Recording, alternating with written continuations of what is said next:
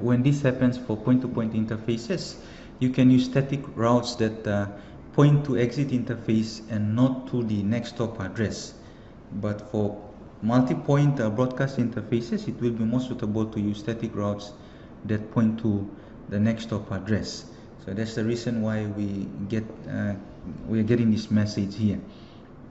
Okay, so let's check our routing entry, our routing table rather. So do show IP route, and we have the entry here.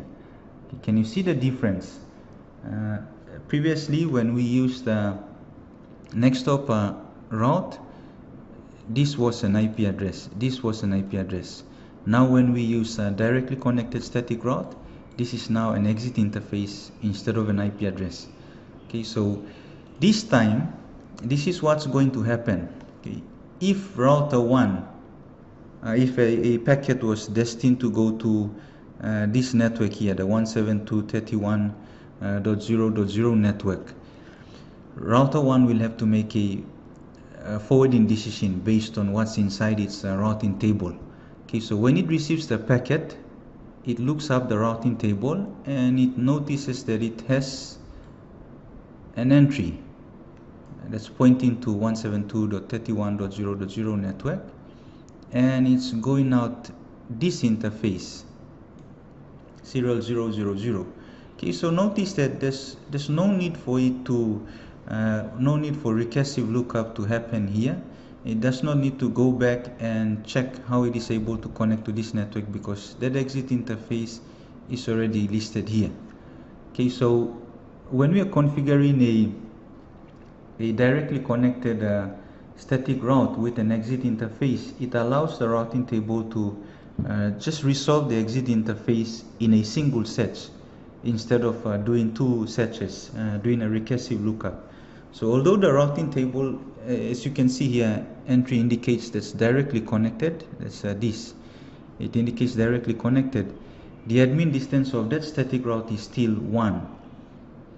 Okay, it's still 1, so only a directly connected interface can have an admin distance of 0. Okay, so that solves the problem of next hop route where we have two searches instead of just doing one search. So with a directly connected static route, it does only one search, unlike next hop route. Okay, so let's do that ping again. So I'll exit, I'll go ping, I'll ping from router 1 to PC2. So 172.131.0.254. hit enter, and success rate is still 100%. Okay, so notice two ways of configuring static route, using a next hop route or using directly connected static route. Okay, the one thing you have to take note of here before we move on to the next option, which is a fully specified static route, and this will have to involve not just the IP address only or the exit interface only, it will include both.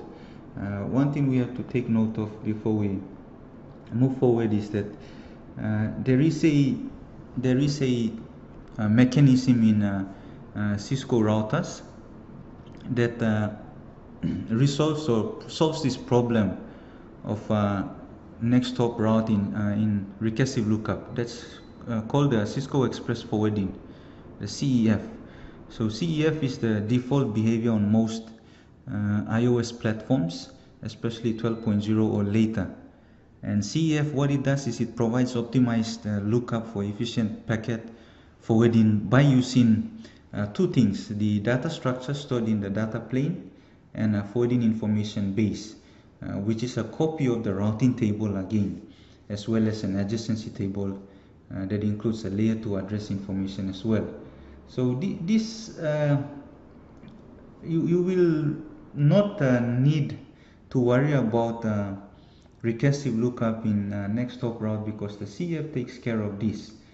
Although static routes use only an exit interface on point-to-point networks, which is very common, the use of the default CEF forwarding mechanism makes this practice really unnecessary. And later on, as we go through the course, we have a look at CF, or CF is discussed again. Okay, so let's move on to the next one, the fully specified static route. Okay, so let's look at what it means by configuring a fully specified static route. Okay, so that's the third one we're looking at.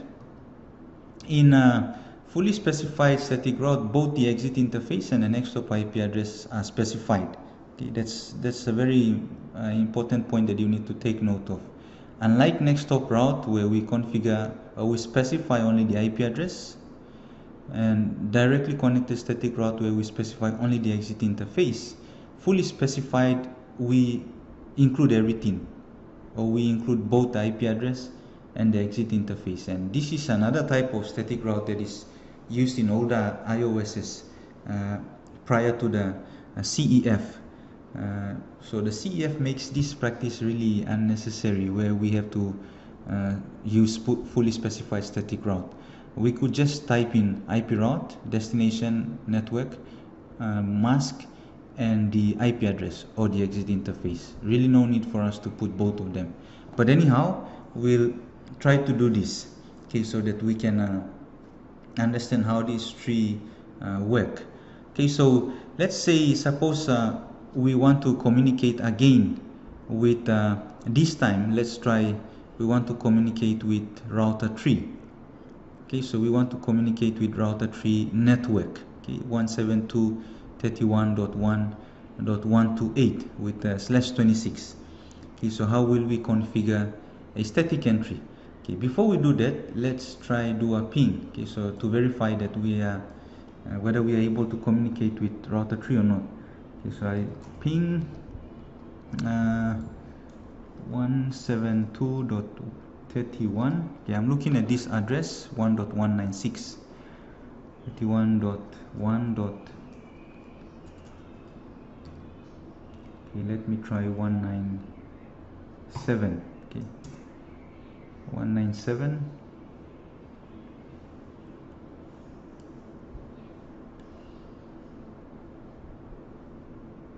and I don't get a response. Okay, so I'm just guessing here that 197 is this interface 001. So let's confirm that, because we can't reach that. So show IP int brief, and yes, I was right. So this interface here 197, that's pointing to this interface that is able to connect to router 3.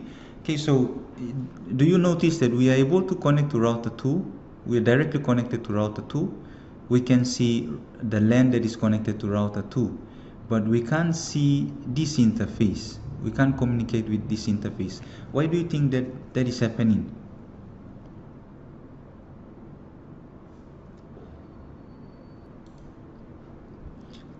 Why do you think that is happening? Because router 2 we have yet to configure any static entry. So here we are pinging this address, but we are not able to see this address, because when router 2 does its own lookup, there's no way it knows where to forward that packet to, because there's no static entry in it. Okay, so what we need to do is go to router 2 first, and then we have to configure an entry that points to this network here, points to this network. Okay, so you can do that either using next hop route or use a directly connected static route. Okay, so I'll try the second option. So conf t and IP route. By the way, let me just, before doing that, do a show IP route. Okay, so that confirms it. We don't have any static entries here. Okay, so show IP route. The destination here we're looking to connect to. The destination we're trying to connect to is this network, and that's 172.31.1.128, and the subnet mask is /26. which means that this is going to be 255.255.255.192. Okay, slash 26 as a subnet mask of this. Okay, so IP route destination is this, subnet mask is this. This is the subnet mask, and we're going to use a directly connected entry static route. Okay, so I'm looking for the next stop exit interface, which is this 001. That's 001, and hit enter, and that's done. Okay, so now if I go back to router 1 and repeat the ping process again, so I'm pressing just the up arrow key, so it goes back to the previously typed in command, and let's see if this works. Okay, it's pinging,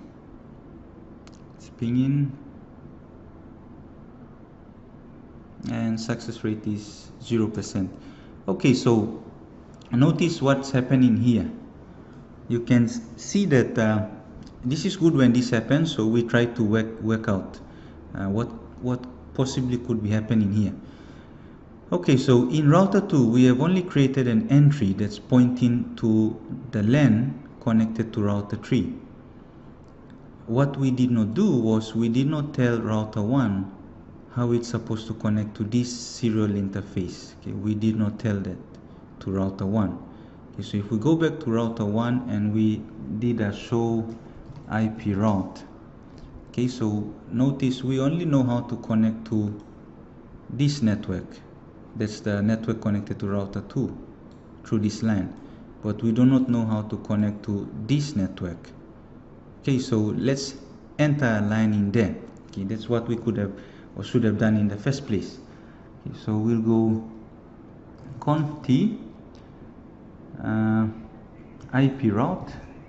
Okay, again I'm going to use a directly connected static route here, or we could use a fully specified route. Okay, so let's try a fully specified route here.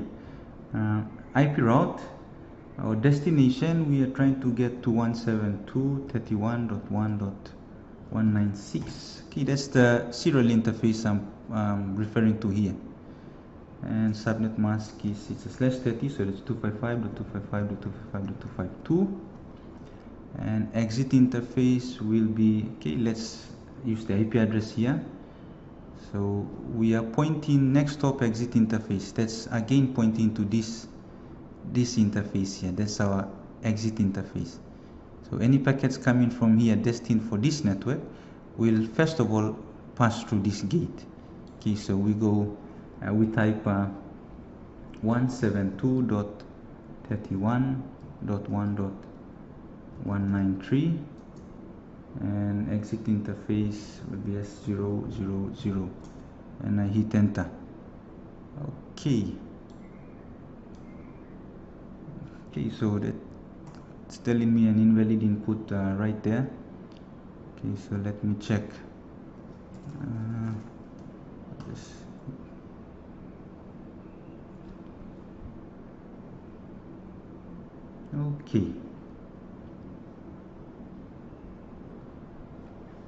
Okay, so notice that when we type we specify the exit interface, the IP address, and we try to specify the interface, exit interface as well, it's rejecting. Okay, it's rejecting the exit interface.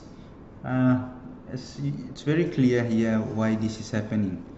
Can you see that because by default CEF is already in use, so a fully specified static route here is no longer necessary, and we can just use a static route by using next stop. Okay, so I'll just remove this and hit enter only, and it's okay. Okay, so I'll do a show IP route again, and can you see that we have now two entries. Okay, one entry here, another entry here. Okay, and I want you to notice the difference here. Whenever we specify a directly connected static route, it appears at the top, but when we specify a next hop route, it appears at the bottom here. Okay, can you see the admin distance? by default. Okay, it's 0, but now this admin distance is now 1. Okay, administrative distance here. Okay, so let's try this. Okay, let's ping again to this network 172.31.1.197. I'll try 197. Oops, 31.172 ping 172. Oops, I'm in the wrong place. Exit, in the wrong mode. 172.31.1.197, and there you are. Okay, can you see that success rate is 100%, 5 out of 5. Okay, so that verifies that this time when the router has to make a routing decision, it looks up its routing table and finds that there is an entry that it will resolve the next hop exit interface. Okay, so to bring this to a summary, what we have just talked about so far is next hop route, directly connected static route, and fully specified static route. What you need to take note about fully specified static route is, like I mentioned earlier, with the use of the CEF, a fully specified static route will no longer be necessary.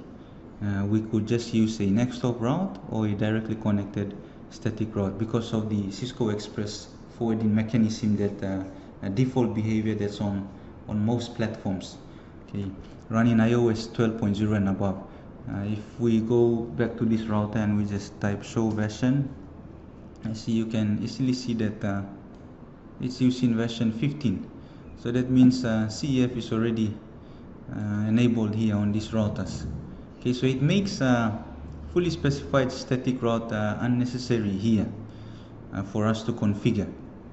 Okay, so what I'd like you to do is see if you can try to configure. So far I've only done this for router 1. See if you can configure for static entries for router 3 to communicate with this network, this link, and this network as well, and then do the same for router 2 to communicate with this network and this network. So just by using these examples that I've given here. Now another thing that I'd like to look at before we finish off on this video is this default static routes. Default static routes, they are very commonly used when connecting to especially a service provider network. Okay, so when you're trying to connect to a service provider network, you would use a default static route, or sometimes it could be used in a stub network where you're trying to connect to a stub router, one way in and one way out interface. Okay, so with this default static routes, routers will commonly use them to either learn about networks that they are not aware of, or forward any packets that are not available in their routing table that they do not recognize. So we will notice that with default routes, they normally have an address of 0.0.0.0. Okay, so when there are no other routes in the routing table that are matching the packets that the router is trying to make a forwarding decision for, it will use the default route. So this is sometimes referred to as a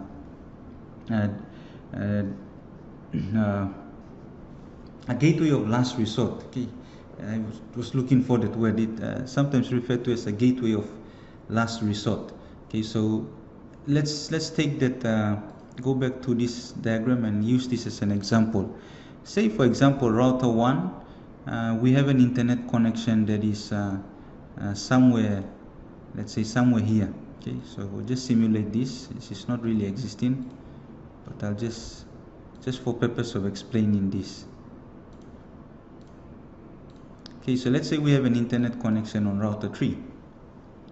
Now if router 2 were to connect to the internet, or if any PC here in this LAN would want to communicate with the internet, it will forward the package to router 2, and router 2 will look up its routing table, and none of it will match any of the entries within its routing table. The last thing it will do is look at the default route. Do I have any gateway of last resort? If it does have a gateway of last resort, then it will forward all packets out that interface. Okay, so that's basically what a default route is.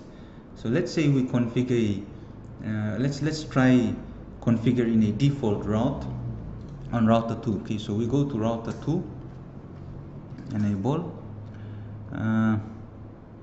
conf t, okay, and then we go IP route. Okay, so IP route 0.0.0.0 subnet mask 0.0.0 and hit enter. Now notice that there's a problem here. Okay, what did I do wrong? Okay, well, I specified the destination but not the exit point. Okay, so exit point is yet to be put in. So let's say from router 2 we can see that the internet is connected to router 3. Router 3 is connected to 001. Okay, so I type S001 and hit enter, and that's it. Okay, so let's do show IP route, and you can see here, okay, this specifies that this is a default route. Okay, anytime you see a static entry with the asterisk, okay, that specifies a static route, and static routes always have 0.0, okay, sometimes referred to as a quad zero route. Okay, so here we have 0.0.0, so that's the gateway of last resort, and exit interface is 001. So anytime router 2 tries to match a packet that was forwarded to it, in order for it to determine its exit interface, it will check all of these entries and find that it does not have anything there. That will be the last resort. That's the gateway of last resort. Okay, that's that name. It will forward it out this interface. Okay, so that's why you can see that static routes, that's where they are commonly used. An edge router, connecting to an edge router or to a service provider network, or could be used when you are connecting to a stub router. So when no other routes in the routing table match the destination IP, the gateway of last resort will be used, which is your default static route. Okay, so in the next video I'll talk about IP version floating static routes, rather, when you're configuring floating static routes, and the purpose of floating static routes and where they can be used. Okay.